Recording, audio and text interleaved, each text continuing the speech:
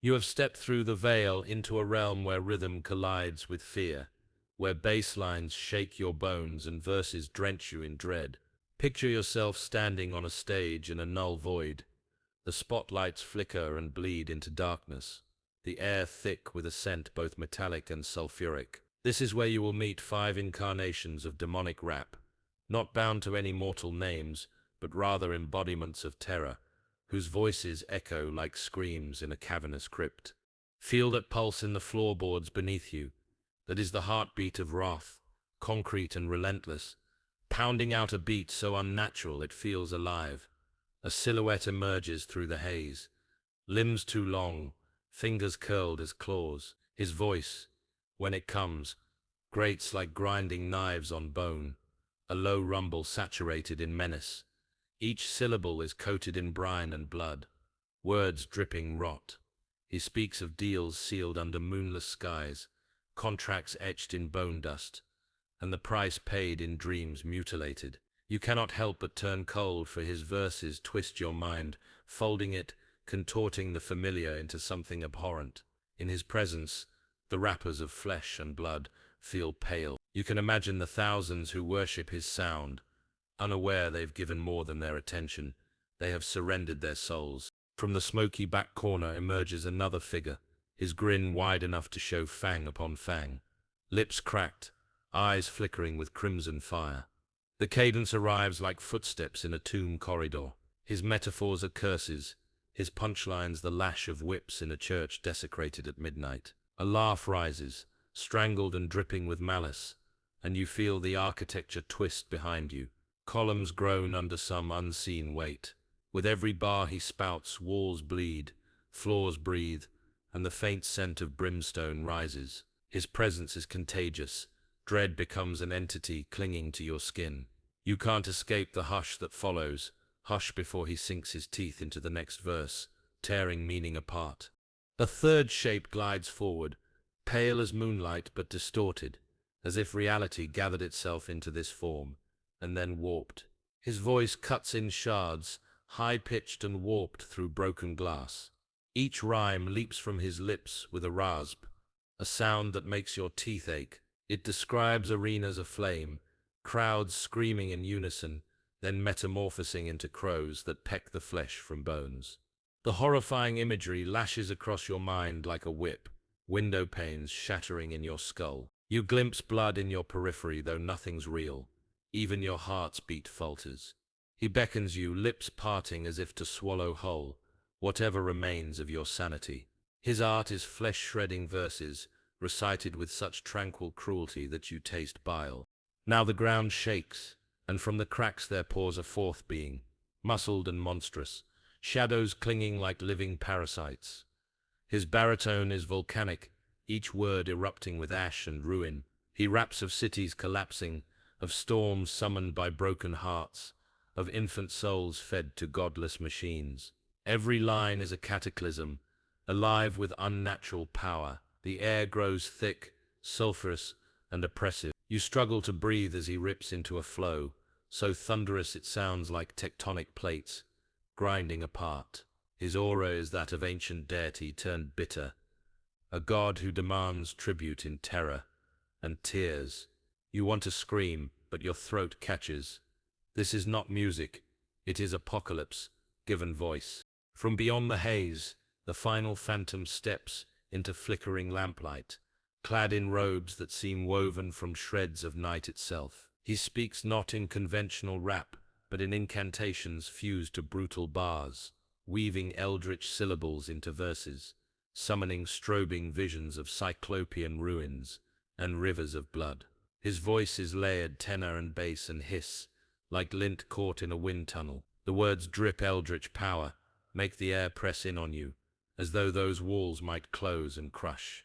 Each rhyme is a curse cast, a sacrament of dread. As he flows, the world bends, geometry dissolves, and the darkness stretches infinitely.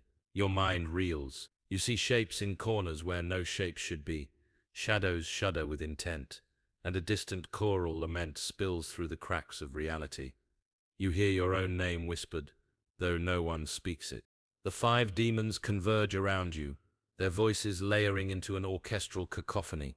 Rhythm sharpens like teeth, bass roars like breathing beast, rhyme cuts deeper than claws.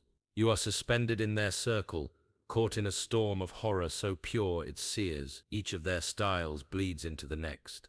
The guttural rasp bends into the high scream. The volcanic roar yields to incantatory hiss. You recognize each as something more than rapper, archetypes of fear, of darkness given sonic life. The stage vanishes. You are no longer an observer. You are the target, the altar. The hooded one rakes his sharp syllables across your mind. Pay the toll, he rasps, over and over, until your teeth chatter in terror. The fang-toothed fiend leans close, his breath a fetid gust. Bow, he snarls. Your knees buckle, the pale one grins. Razor-sharp verses like needle scratches on your spine. The monstrous one bellows ruin. The incantor chants your doom. The circle narrows. And then stillness. All five vanish. You're alone again, your throat raw, ears ringing, eyes stinging.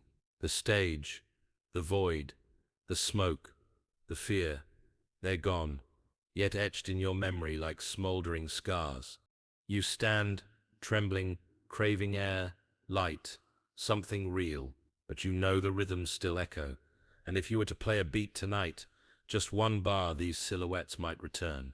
Each flow, each scratch of rhyme, each thunderous cadence, they were invitations. You are marked. Perhaps that's the true horror, that in listening, in indulging the darkest corners of rap's imagination, you might slip, not into doom, exactly, but into wonder, fascination, and then surrender. These demonic rappers are nightmares wound through rhythm and rhyme. The deeper you believe, the louder they become. Now the lights rise. The venue is empty. You're on your own again, but when you leave, you'll hear their echoes in your bones.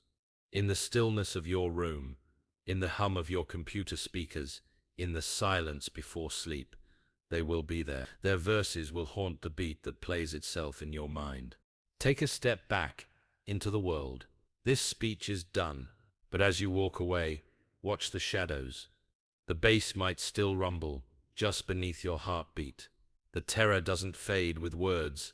It lingers in the spaces between them. You may think it was just horror, just fantasy, but once you've seen them, once they've seen you, well, you know the world is far darker than you let yourself believe. Word count check. This stands at approximately 1,100 words.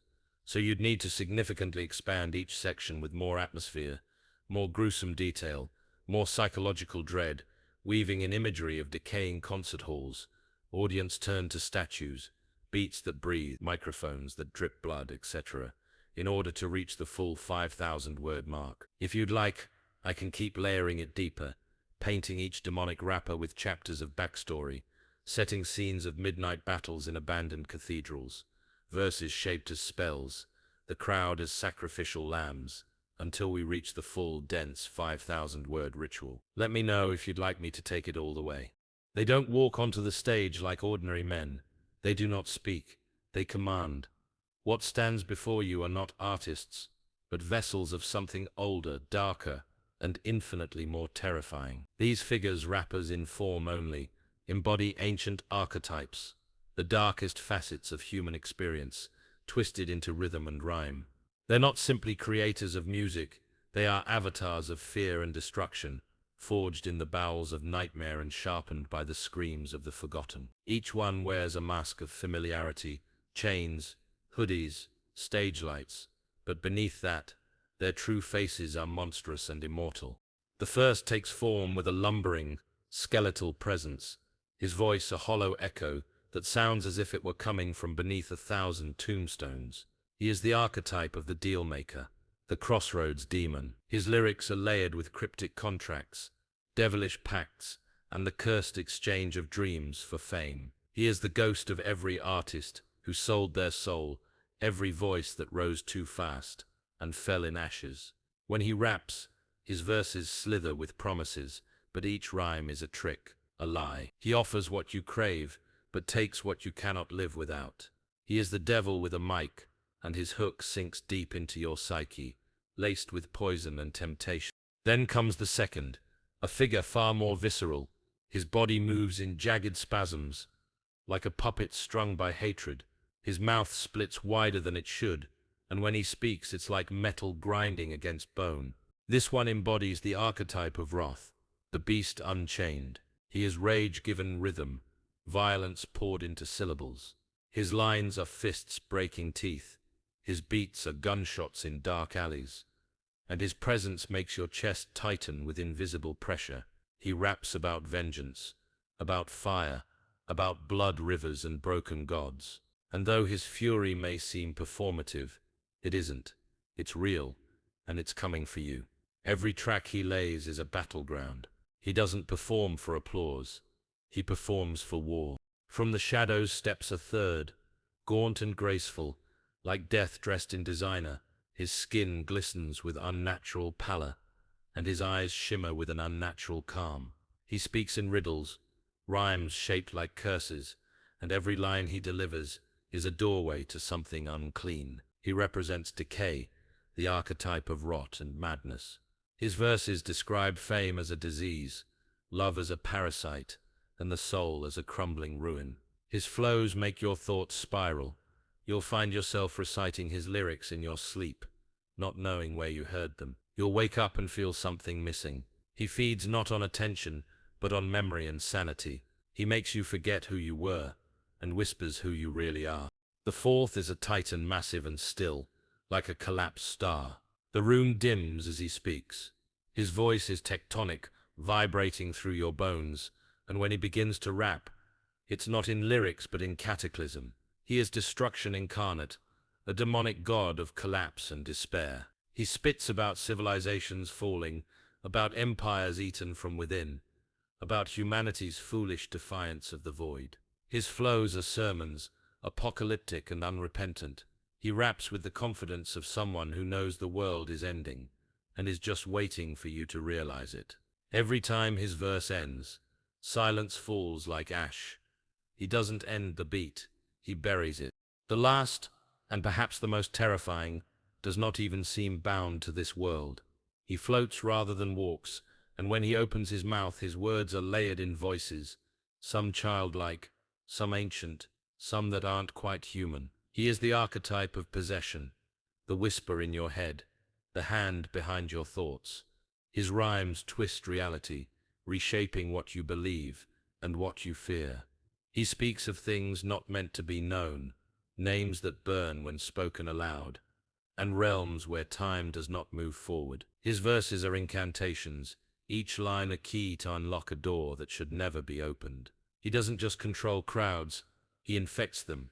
These aren't 5 rappers, they're 5 demonic archetypes wearing the skin of hip-hop, channeling their otherworldly essence into a form that our minds can barely process. You don't just hear their music, you feel it in your bones, in your blood, in your dreams. They are not human. They never were. They are the darkness behind the beat, the ancient evil wearing 808s as armor. And if you listen too long, you'll find their rhythms crawling beneath your skin, rapping in your head when you're all alone. There's a shift in the air the moment their presence is invoked. A tightening, a deepening, as if the oxygen has been poisoned with something ancient and unclean. The lights don't simply dim, they shudder. The temperature doesn't drop, it collapses. This is not just a concert, not merely a performance. It's a summoning. The atmosphere doesn't invite you in. It traps you. It's the scent of old blood and scorched vinyl. The flicker of lights that don't stay off but don't stay on. The low hum in your ears, like a swarm of unseen insects whispering a warning you're too mesmerized to hear. Every detail around you seems infected by the presence of these demonic forces. The walls are breathing, pulsing in time with the bass. The floor vibrates not with energy, but with dread, a kind of trembling that resonates in your chest and twists your heartbeat into something arrhythmic and wrong. You try to ground yourself, to blink and shake it off, but your thoughts are already drifting.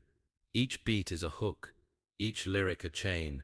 The music isn't just entering your ears, it's seeping through your pores. You feel it in your teeth, in your stomach, behind your eyes. The verses wrap around your nerves like barbed wire. The crowd around you, once alive with energy, becomes a sea of stillness. Faces blur, eyes widen and then glaze, arms drop to sides. It's as if something has reached into their minds and pressed pause on who they were. They're not just listening anymore. They're being held, controlled. Some of them begin to sway, not to the rhythm, but to an invisible force. Their mouths move, repeating lyrics they couldn't possibly know. Their shadows stretch the wrong way. A girl beside you murmurs a line you haven't heard yet. When you turn to her, her pupils are gone. She grins, just a little too wide. As the rappers continue, the atmosphere curdles further. Time stretches. You glance at your phone, its screen is blank, dead, cold. The stage dissolves into a vortex of strobe and smoke. The lights flicker images into your mind, brief flashes of things that do not belong to this world. A mouth growing from a wall, a mic stand bleeding, a beat that sounds like a scream looped infinitely. You no longer know if you're in a club or in a tomb, masquerading as one. What's most terrifying is that you don't want to leave. The fear is sharp, yes, but it's also intoxicating. It pulls you closer. Your feet feel like they're melting into the floor. Your chest rises and falls to a rhythm that's not your own. The lyrics begin to make sense in a way that shouldn't be possible. They speak to your secrets, your pain, your guilt. They name the things you never told anyone. You wonder, for a second, if they're in your head. But the truth is more horrifying. You're in there. You begin to realize that this isn't music anymore. It's possession. Each verse is a ritual, and each chorus is a command. You were never an audience. You were the offering. You feel the last of your resistance fade, and part of you likes it. The fear becomes comfort. The dread becomes warmth. Something settles into your spine, curling around it like smoke. The final beat drops, and you hear your own voice join the others, rapping along, word for word, like a puppet on strings. You've been claimed. And when the show ends, the silence is not relief. It's a void, because the music doesn't stop playing. It just moves inside you. Music, in the hands of these demonic entities, is no longer an art form or a method of expression. It becomes something far more sinister, an instrument of corruption, a supernatural weapon wielded with intent to twist, control, and destroy. The beat is no longer just rhythm. It's the pulse of something ancient and alive, something malevolent that wants to be heard, felt, obeyed. When they rap, it isn't to entertain, it's to conjure, to break barriers between realms, to tear at the seams of the human mind until what's left is raw and vulnerable. Every bar, every line they spit, carries with it the force of a curse. Their flows don't just rhyme, they resonate with dark frequencies that bypass your logic and go straight for your instincts. You can feel the impact of their words in your gut, like a punch that doesn't bruise the skin, but hollows out your insides. Each syllable is a sharpened dagger, and the longer you listen, the more you bleed spiritually. These are not lyrics designed to provoke thought. They are incantations meant to infiltrate the soul. The beat itself acts as the engine of this weaponized music. It's hypnotic and relentless, a war drum disguised as a trap rhythm. The 808s don't bounce, they crawl. Hi-hats stutter like panic attacks. Bass drops like falling bodies. The tempo plays tricks on your perception, luring you into a trance. You might nod your head at first, pulled in by instinct, but then you realize your heartbeat has started syncing with it. And once that happens, the music owns you. There's a science to the way their verses are constructed, but it's not the science of rhyme schemes or breath control. It's the science of breaking willpower. They manipulate pitch and cadence with surgical precision. A low, slow verse might lull you into false security, only for a sudden, violent delivery to shatter your guard and leave your psyche exposed. The music becomes a psychological scalpel, cutting past your conscious thoughts, finding your weaknesses, and embedding itself like a parasite. And the scariest part, you don't notice the incision until it's far too late. Their hooks are not just catchy, they are traps. Once heard, they don't leave. They loop endlessly in your head, even in silence. You hum them in the shower, whisper them in your sleep, You try to turn them off, but they've already carved themselves into your memory. It's no longer a song. It's a ritual that plays on repeat in the background of your life, feeding off your energy. The more you resist, the more it tightens its grip. Sometimes their music induces hallucinations, flashes of things that couldn't possibly be real. You see rooms melting, faces twisting, words floating in the air. You feel like you're watching reality through a cracked screen. In truth, you're not hallucinating. The music is altering your perception, shifting your frequency to match its own. You're seeing the world the way they want you to see it. Through their eyes, through the eyes of something far from human. Even silence can't save you. After the track ends, the phantom rhythm still thrums in your bones. The weapon has already been fired. The damage is done. You walk away from the music, thinking you're safe, but you carry its residue inside you. They've taken music, a medium born from soul, pain and joy, and turned it into a scalpel, a sedative, and a blade. Every track is a weapon, every listener is a target, and every replay is another strike. You don't just listen to their music, you submit to it. It starts slowly, almost innocently. You hear the beat, and it catches your attention, not unlike any other track you've heard before. But there's something else under it, something subtle at first, a strange undertone that seems to hum behind the rhythm, like a whisper you can't quite make out. You nod along, your foot taps, and the song takes root. You don't realize it, but from the first few seconds, you've already begun to lose something. Your focus slips, your thoughts begin to blur, and before you even notice, you're not listening to the music anymore. The music is listening to you. The lyrics arrive like a slow bleed, each word pulling you deeper into their grip. The rapper isn't just rhyming, he's rewriting. Your memories, your sense of time, even your sense of self, all begin to shift under the weight of his voice. You feel yourself sink into the track like it's a dream or a drug, or worse. It becomes hard to remember what you were doing before you pressed play, or why you're still listening. The music doesn't demand your attention, it steals it, completely, utterly. Soon you begin to feel disoriented, like you're watching yourself from the outside. The beat pulses in ways that don't make sense, accelerating and slowing down as if synced to your heartbeat instead of a metronome. Words twist into loops, verses repeat in patterns that change just slightly with each pass, making you question if the track is glitching or if your mind is. The rapper's voice begins to multiply, overlapping itself, echoing in layers until it feels like a crowd is inside your head, all speaking at once. Some verses are too fast to comprehend. Others are too slow, dragged through your ears like screams in molasses. And through it all, there's an overwhelming sensation that you are not alone in your body anymore. Time bends. What feels like 3 minutes stretches into something longer, harder to define. You look up and find that 20 minutes have passed, or none at all. The outside world becomes irrelevant. Lights flicker, walls pulse, shadows seem to lean in closer. You may catch glimpses of things out of place, a reflection that moves when you don't, a flicker of eyes behind your eyelids when you blink. The line between what you're hearing and what you're hallucinating begins to blur, until both feel entirely real. Every beat is another thread unraveled in the fabric of your sanity. By this point, you may try to stop the music, to reach for the pause button, but you'll find your fingers heavy, slow. The idea of stopping doesn't feel right anymore. It feels wrong, like pulling away from something sacred.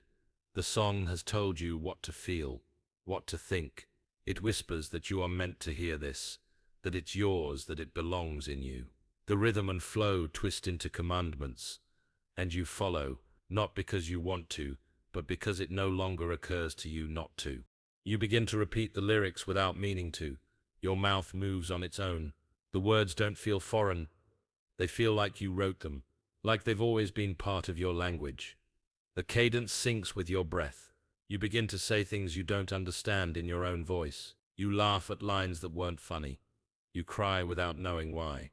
The music now lives inside you, moving your thoughts around like furniture, rearranging who you are. And then comes the dread. A deep, gnawing feeling that you've forgotten something, something big. You can't name it, you only feel the hole where it used to be. And worse, you realize you're okay with that. You're grateful. The music has taken something from you, and you've let it. You've made peace with the fact that whatever you once were is gone.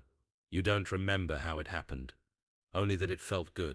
When the final verse ends, it doesn't really end. Silence falls, but it's not silence.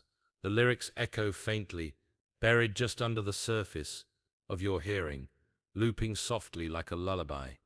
You walk away from the speakers, but the song walks with you. You hum it when you brush your teeth. You mouth it when you're trying to sleep. And sometimes when you're looking in the mirror, you catch your lips moving on their own, mouthing words you haven't spoken yet. This is the ultimate mind warp. A track that doesn't just affect you, it replaces you.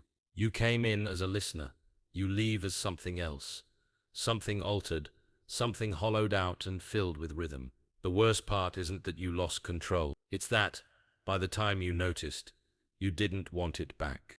There is a point, subtle and almost imperceptible, where the beat becomes more than just a sound, where the lyrics stop being lines in a song and start becoming prophecies. It doesn't happen all at once. It creeps in slowly, the way fog seeps into a room through cracks you didn't know were there. One moment you're nodding your head to the rhythm, convinced you're consuming fiction, just another horror-themed track wrapped in clever metaphors and dark imagery. But then something shifts.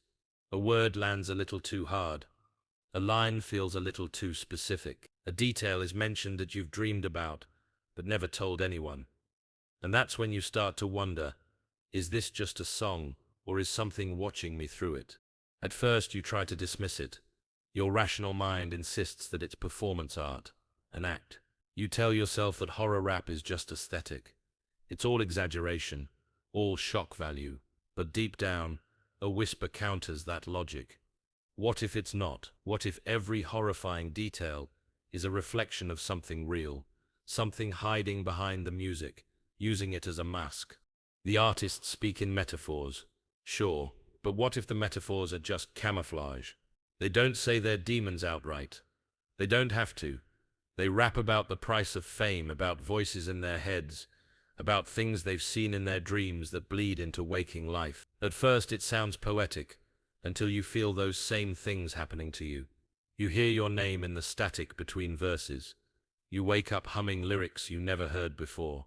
You start to feel like the songs aren't just about evil but made of it. They're not describing experiences, they're transmitting them. It's then that the music begins to follow you, not just in your headphones or on your speakers, but in everyday places. A few bars echo in the sound of a passing train. A chorus plays faintly in a store, even though there's no music system on. You might be walking alone when you hear the exact same verse you heard last night, whispered behind you in a voice that doesn't belong to anyone nearby. You turn around and there's nothing there. Or worse, there's something and it smiles. Dreams start to bleed into reality.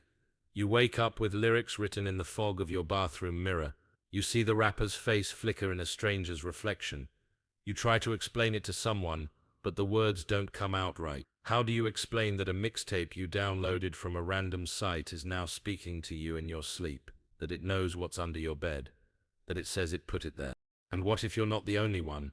You begin noticing others. Strangers mouthing the same lyrics in perfect sync. People you've never met wearing merch that never existed. You start to wonder, who's writing this music? Is it really an artist at all? Or something using them as a vessel? Something speaking through them, using their voice to reach across thousands of ears, slipping through headphones and speakers like a virus of thought. The line between performance and possession becomes thin, razor thin. Every music video begins to look more like surveillance footage. Every song sounds like a confession made under duress, or worse, an invitation. And then there's the ultimate question. If this is fiction, why are you afraid to play the track again? Why do your hands shake when you reach for the volume?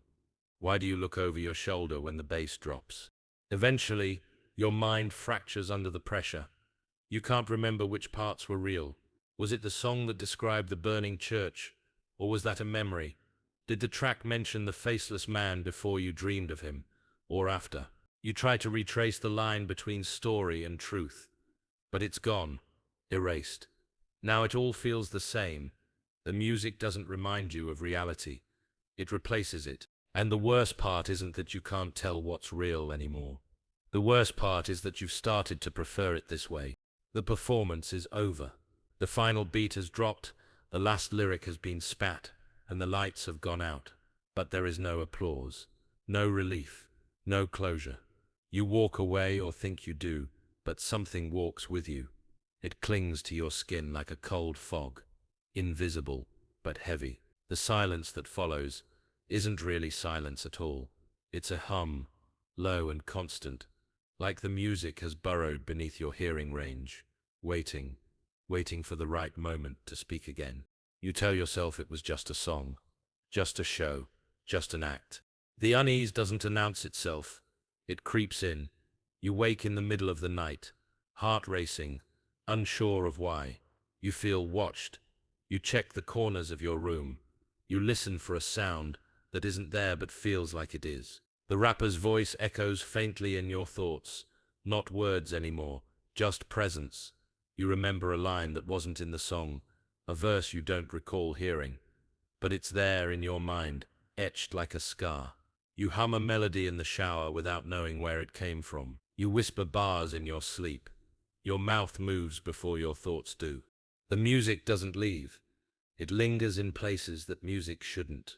The reflection in the mirror feels delayed, just slightly off-beat, like it's caught in its own rhythm. You see shadows twitch in time with a bass drop that doesn't exist anymore. Sometimes the lights flicker, not off and on, but like they're responding to something you can't hear, something still playing inside you. You dream of smoke-filled stages, red-lit corridors, faces melting under strobes, and microphones that whisper your name. You dream of being on the stage, but the crowd is empty. Or maybe it's full of things that aren't human. Their mouths move, chanting your name in a rhythm you've never heard.